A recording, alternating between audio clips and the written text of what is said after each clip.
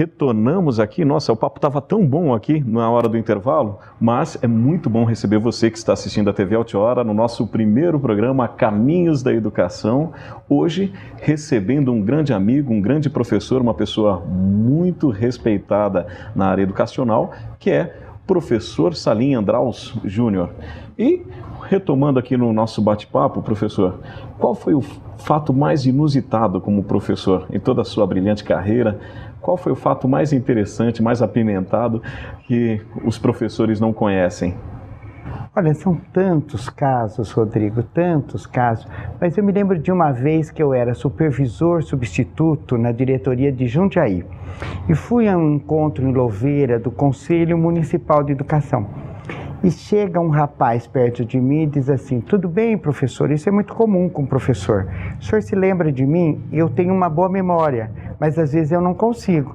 Eu fui aluno do senhor na escola tal, no ano tal. Falei, da turma de não sei quem, eu tenho isso, meu cérebro. E ele falou, olha, eu sou professor de história. E sou professor de história graças às aulas que eu tive com o senhor. Isso me marcou muito, daquele aluno e depois professor de história, um bom professor de história, né? E eu quero retomar um pouco em cima disso. Professor é ponte, né? A gente é uma ponte. Então esse fato não foi um fato assim, curioso, mas muito afetivo desse fato que eu me lembro com muito carinho. E depois teve tantos outros, tantas festas. Eu não termino o ano sem fazer festa com os alunos, eu sou festeiro. Fazíamos a semana cultural, tinha a banda, a fanfarra. Então, Rodrigo, foram anos muito bons. Sem dúvida. Mas alguma coisa, algum fato específico que aconteceu em sala de aula te chamou a atenção? Tanto de maneira benéfica, de maneira negativa, algo que realmente pode servir até como exemplo para quem está começando agora como professor? Olha, naqueles anos já tínhamos droga, não como hoje. E eu me lembro de um menino que ele criava um conflito enorme com uma professora. E eu chamei, eu era orientador da classe. E ele falou, não, ela me irrita, e minha mãe foi embora, eu moro com meu pai, agora meu pai trouxe uma pessoa para morar em casa e pôs um cadeado na geladeira. Poxa. E eu tive a impressão, é uma coisa de psicólogo, que a figura, a alegria da professora devia lembrar a mãe. E o tio desse menino era um traficante. E eu me lembro que eu consegui não deixá-lo abandonar a escola, né, como professor, orientando. E essa colega era uma pessoa muito querida, muito dinâmica, e consegui, na verdade, que ele também passasse a respeitá-la. Foi um caso que me marcou muito, porque ele tinha o envolvimento com as drogas e ele tinha essa separação dos pais com a mãe, morando em Rio Preto, São José do Rio Preto, né? E a chegada da madrasta, e a agressão à colega. Então foi um fato que também me marcou muito e que eu acho que isso é o que muitos professores têm vivido hoje. Muitas questões de agressão envolvem a questão das drogas, a questão da desestruturação familiar, que sempre teve, só que hoje é muito mais visível. Bom, os dois exemplos, para mim ficou muito claro a importância do profissional professor, né, na influência do desenvolvimento do ser humano, do aluno. Dentro dessa construção, eu quero trazer uma nova pergunta. Qual a importância do professor na vida do indivíduo? Qual a importância do professor na vida desse futuro cidadão? Olha, Rodrigo, eu acho que o professor é um profissional imprescindível na sociedade, não só na vida dos sujeitos. Eu digo muito isso. Sem professor, essa sociedade não anda. E acho que temos todos esses conflitos salariais e até de relacionamento por uma forte questão ideológica.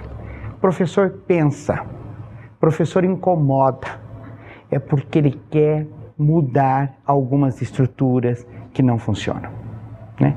Então, eu acho que a figura, eu sempre fui muito cobrador, fui um diretor muito alegre, mas muito cobrador. E algumas pessoas dizem que eu sou muito cobrador como dirigente.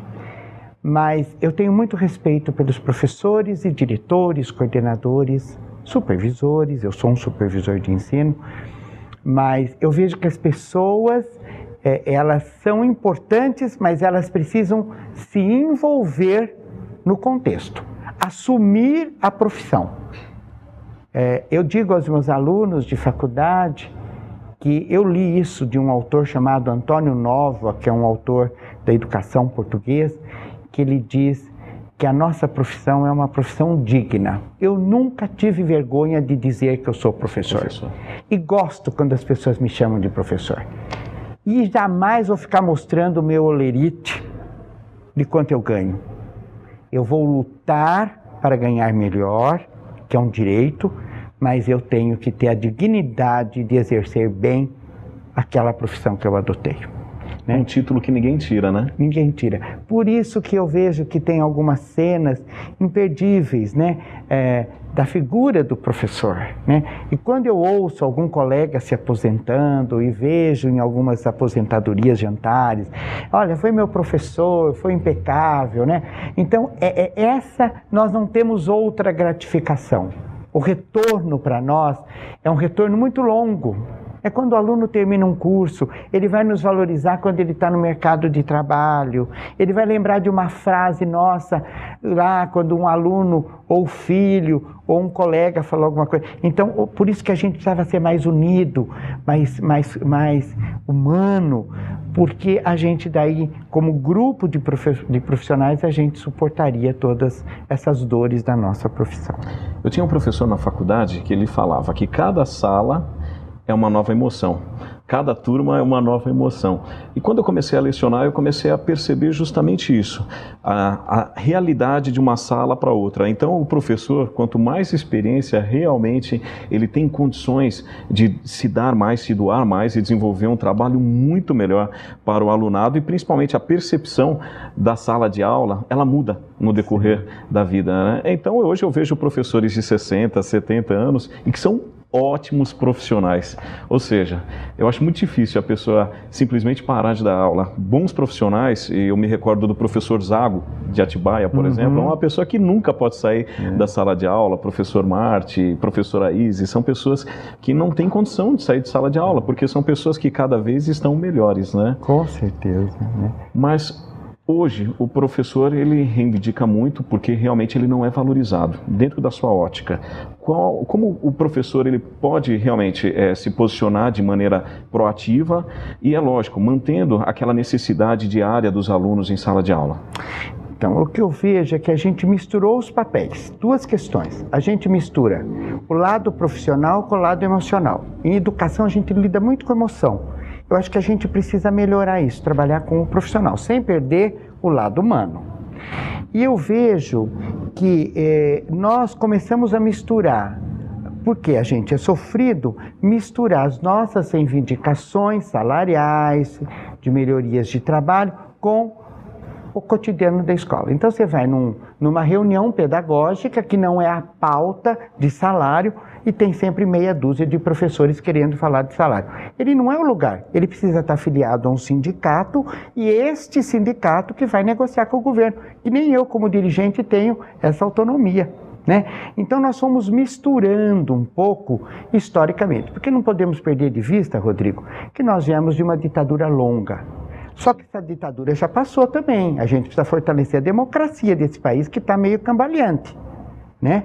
Então, como a gente veio de uma ditadura, tivemos um período, e temos ainda um período na educação, em que houve uma mistura. Então, para eu poder ser respeitado, eu tenho que ser um bom profissional. Sem dúvida. Assim como médico, assim como advogado, assim como assistente social, né? Então, eu vejo que esse cuidado que a gente precisa ter.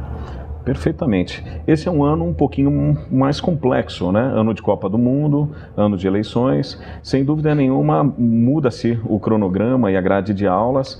E é lógico, muitas novidades do governo do estado em relação às atividades que serão desenvolvidas em 2014 por intermédio da Secretaria Estadual de Ensino, a qual o senhor representa aqui nas 12 cidades da região. Quais são as novidades para 2014?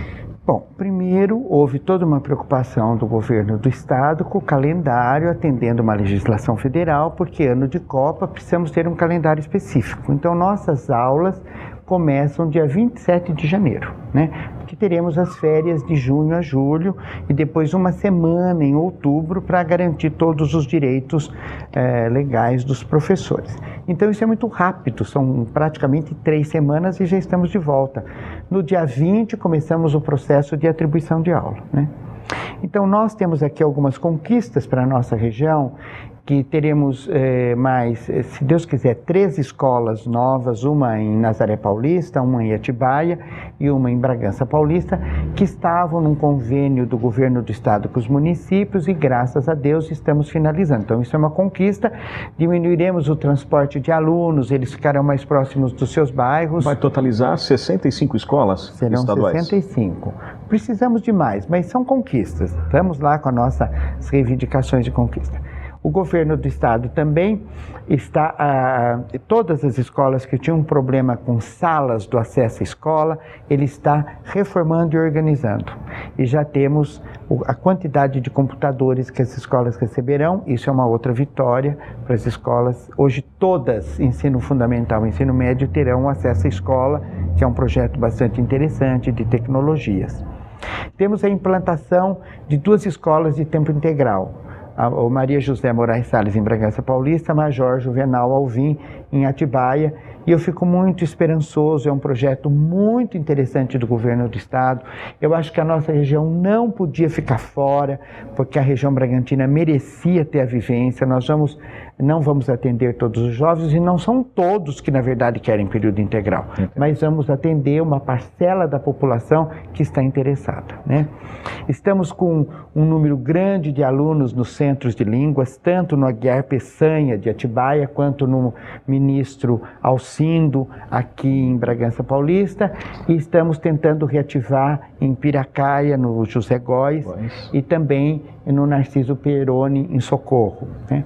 Então eu sinto que a parte de infraestrutura, graças a Deus não tivemos chuvas violentas, espero que não teremos, que São Pedro seja benevolente conosco, não temos grandes problemas aí de telhados, porque algumas regiões têm.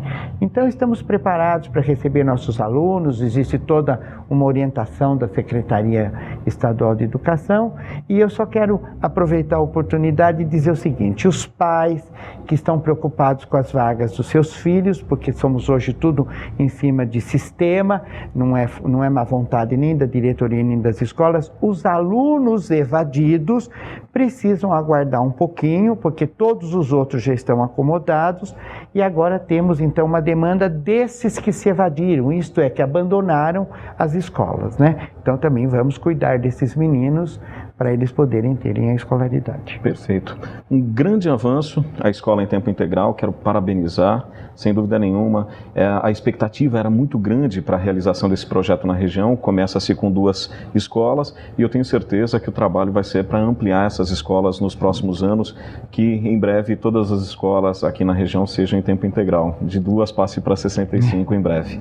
Professor, eu quero agradecer a sua visita, é uma honra recebê-lo no primeiro Caminhos da Educação. O senhor sempre foi uma referência para mim, e eu tenho certeza que é para muitos dos professores da rede. E você que está nos acompanhando aqui no Caminhos da Educação, muito obrigado pela audiência, que sem dúvida nenhuma você continue participando, nos assistindo, acompanhando, trazendo sugestões de pauta. Afinal, o Caminhos da Educação é um programa semanal que estará acontecendo aqui na TV Altiora. Estaremos recebendo grandes personalidades, assim como o professor Salim, nos nossos próximos programas. Aceitamos aí sugestões por intermédio deste e-mail, deste Face, e por favor, né, nos ajude a construir um programa que possa colaborar com o desenvolvimento educacional das crianças, dos jovens, dos adultos, por intermédio de um bate-papo gostoso como esse, de um bate-papo descontraído como esse, que sem dúvida pode agregar conhecimento e oportunidades para aquela pessoa que está ali, do outro lado da telinha, acompanhando esse nosso bate-papo informal aqui. Professor Salim, muito obrigado. Obrigado, Rodrigo, e sucesso. Obrigado. Viu? Até a próxima, pessoal. Até mais um Caminhos da Educação aqui na TV Altiora.